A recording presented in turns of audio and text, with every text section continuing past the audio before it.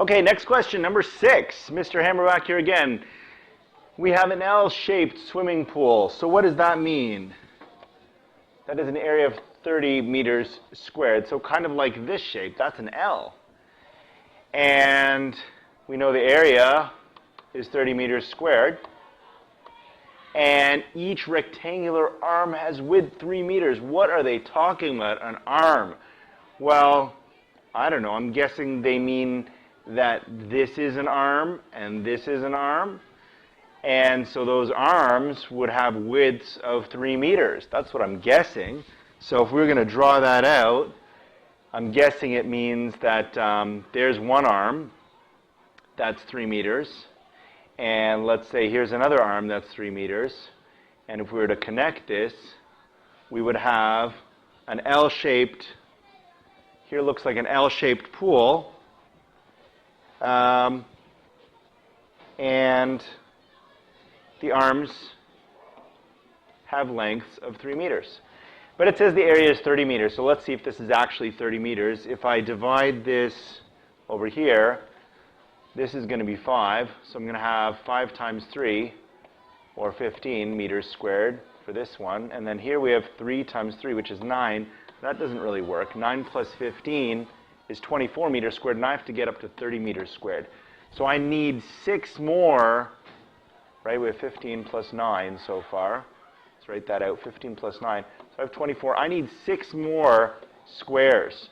Well, looking at that, not so hard here. I can maybe move, maybe I can move one of these down, and that's going to make it 6.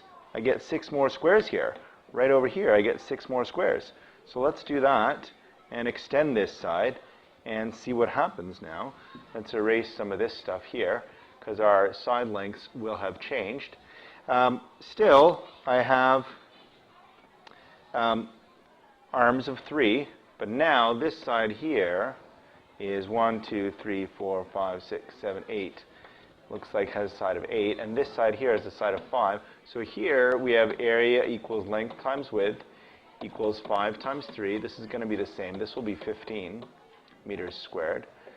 And here we have this part here is now going to be 5. So we also have length times width equals 5 times 3 equals 15. So that works. 15 plus 15 is 30. So this has 30 meters squared. But they want 3 different pools like this. So that's one version. Another version I can do, which is going to be similar, I'm going to go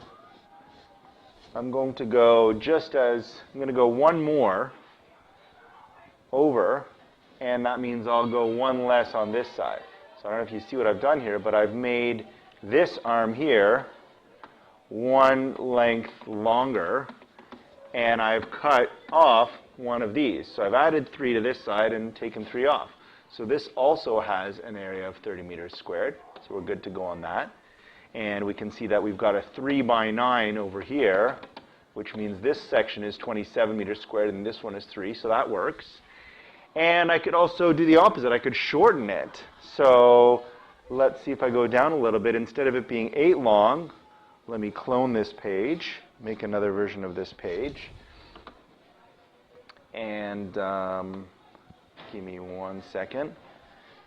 Going to clone this page and we will start all over again. Reset. Not going to let me do that. How about over here? Here we go. So this time I'm going to make it 1 shorter. So instead of, we had 7 before, I'm going to make it 6. 6 by 3. And this has to come out to 3. And I believe, is this what's going to make it work? Let's see what we have here. We have 6. And if I put my line here, we have 6 by 3. Oh, that's not going to work. I'm going to have to move it 1 more out. Just like that. Okay, here we go. So now, instead of 6, we have 7 and 3. So this is going to be 21 meters squared. And we have 3 and 3 over here, which is 9 meters squared. So this is another example of 30. So these are 3 different ways we can draw these pools. There's 1, and there's 2, and there's 3. Now the next part of this question says, Find the perimeter of each pool you drew. What do you notice about the perimeters? We're going to leave that off. But skip to this part. What if the width of each arm was 5 meters? What effect does this have? So let's see if we could draw this. We'll start this page over again.